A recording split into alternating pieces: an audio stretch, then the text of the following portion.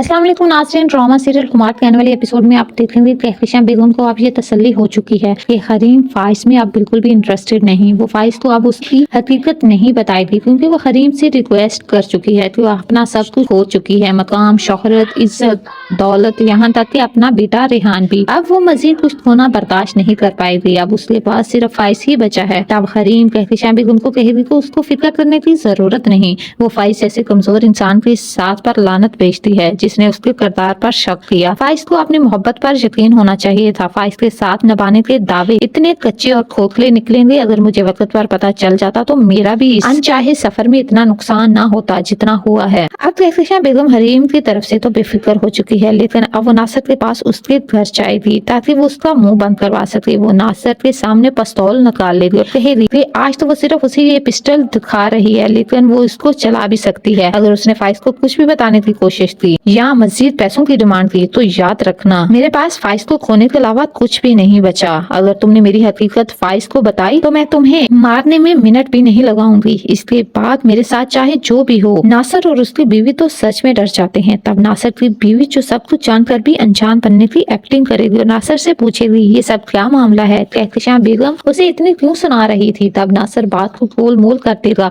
और कहेगा कि ये बहुत बेवकूफ औरत है। महल से सड़क पर आने के बाद इसका दिमाग सठिया गया है। ये मुझे अपनी तरह 2 नंबर कामों में इन्वॉल्व होने का कह रही थी। जब मैंने मना कर दिया तो इस तरह मुंह उठाकर धमकाने पहुंच गई। मैं भी इसकी धमकियों से डरने वाला नहीं। अब फाइज की माँ पुरसकून हो जाती है कि जिन 2 लोगों के पास उसके राज थे वो अब अपना मुंह नहीं खोलेंगे। जब कहकशां बेगम नासिर को धमकाने के बाद घर पहुंचती है तो उसका सामना लाइबा से होता है। लाइबा अपनी माँ से पूछती है वो कहाँ गई थी। तब कहकशां बेगम उसको बताती है कि नासिर का मुंह बंद करवाने गई थी, उसका चुप करवाना बहुत जरूरी हो गया था। कहकशां बेगम लाइबा से भी ये कहती है कि अब हम इस घर में नहीं रह सकते, फाइज के आने से पहले हमें यहाँ से जाना होगा। मैं तो ये नहीं चाहती कि फाइज के सामने हरीम का जिक्र भी हो। सामना तो दूर की बात है। कहकशां बेगम की बातें सुनकर लाइबा बहुत ज्यादा हैरान हो जाती है। वो अपनी माँ से कहती है कि मम्मा आप कितनी पत्थरदिल हैं। हरीम भाभी ने हमारे साथ क्या कुछ नहीं किया।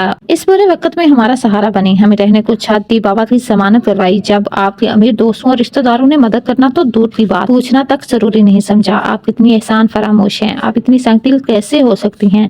आपने हरीम के दामन में जो आग सुलगाई थी उससे मेरा मुस्तकबिल जलकर राख हो गया। आपको नजर क्यों नहीं आ रहा। आपने हरीम के साथ जो किया आपकी बेटी के साथ भी वैसा हुआ। आपने अभी तक इससे सबक हासिल नहीं किया। हरीम की तारीफ कहकशां बेगम किसी के मुंह से भी नहीं सुन सकती। वो लाइबा ही क्यों ना हो। वो उसे कहेगी कि अपनी बकवास बंद करो और मैं नहीं चाहती कि तुम फाइज के सामने हरीम का जिक्र भी करो।